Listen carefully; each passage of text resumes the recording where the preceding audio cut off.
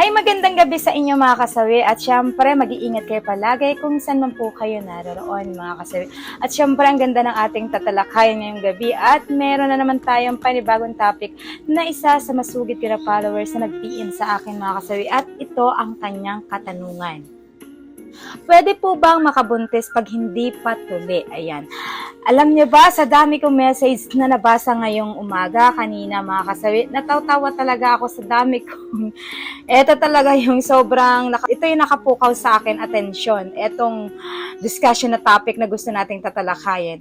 Siyempre para sa akin mga kasawi, yes, makakabuntis pa rin ang isang lalaki kahit na ito ay hindi patuli mga kasawi kasi wala namang kinalaman ang hindi pagtuli sa hindi pagbubuntis ng isang babae. Siyempre unang-una mga kasawi, dalawang sangkap lang naman yung kailangan natin.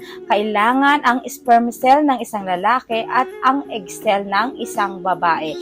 Lalo pat ang isang babae ay meron na itong menstruation mga kasawi kahit nga 13 years old lang ito. Kahit na bata pang isang babae, kapag once na meron na itong menstruation, ay maaari itong mabuntis mga kasawi na kahit ang isang lalaki ay hindi pa tuli. Kasi kahit ang lalaki ay wala itong, hindi pa siya tuli. Walang ano yan mga kasawi, hindi bali yun.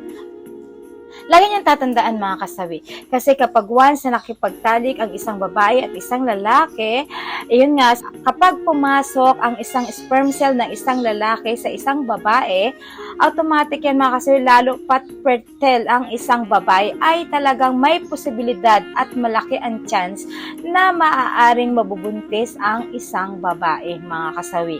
Kaya lagi niyang tatandaan yan mga kalalakihan. Hindi bali na walang tuli ang isang lalaki basta as long as ang babae ay meron na itong menstruation. Lalo pat malaki ang posibilidad na kapag once na nakipagtalik ang isang lalaki at isang babae, lalo kapag ka-fertile talaga ang isang babae, naku po mga kasawi, malaking-malaki ang chance na talagang mabubuntis ito. Kaya walang posibilidad na hindi nakakabuntis ang isang hindi patuli, mga kasawi.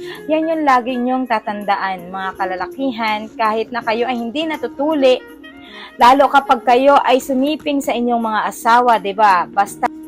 Basta meron itong menstruation, mga kasawi, automatic yan. Tapos fertile na fertile yung babae, naku po, malaki ang chance na mabubuntis po ito. Kaya walang bale ang hindi pagtuli, mga kasawi. So, followers mga kasawi, pwede po kayong mag-comment, ayan, para mabigyan linaw ang ating sender. Kasi nga, syempre, iba't iba kasi yung pananaw ng tao. Kaya sabi ko nga sa inyo, di ba?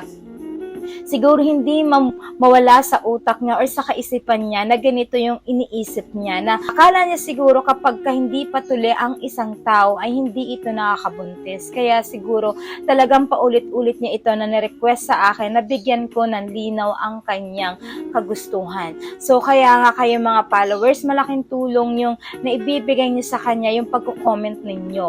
Yung para at least maliwanagan yung ating nagpapadala ng mga request sa atin. Malaking tulong po yun para sa kanila. At syempre, sabi ko nga sa inyo mga kasawi, paulit-ulit ko, dalawang sangkap lang para magkaroon o mabuntis ang isang babae, sperm cell ng isang lalaki at saka egg cell ng babae. Kapag pumasok na ang sperm cell ng isang lalaki sa babae, automatic yan. Talagang malaking chance na mabubuntis ang isang babae, lalo pa ito ay fertile, mga kasawi. So, yun lang po yung aking mini vlog, mga kasawi. Maraming salamat sa patuloy na pagsuporta nyo sa akin sa walang sawang pag-share at pagko-comment, mga kasawi. Sa nga hindi pa po nakapag-subscribe, pwede na kayo mag-subscribe, pwede na rin kayo mag-follow para updated kayo sa topic ko araw-araw. Maraming salamat, mga kasawi.